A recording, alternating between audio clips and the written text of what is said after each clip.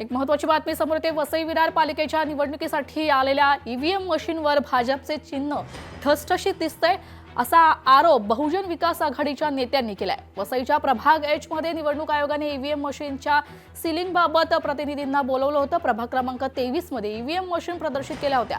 एकत्र सर्व पक्षाचे चिन्ह पुसट करण्यात आले असा आरोप बहुजन विकास आघाडीकडून आता करण्यात आलाय।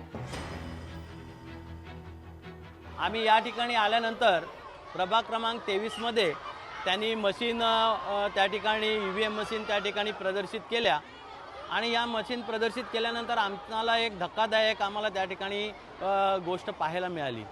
याच्यामध्ये असं दिसून आलं की साधारण ज्या पक्षाच्या सर्व निशाणे आहेत याच्यामध्ये ठराविक पक्षाची जी निशाणी आहे ती ठळकपणे दाखवण्यात आलेली आहे आणि इतर सर्व पक्षाच्या निशाण्या या पुसटपणे दाखवण्यात आलेल्या आहेत। आयोगाच्या जे अधिकारी होते त्यांना भेटून त्यांच्या ही गोष्ट निदर्शनास आणून दिली।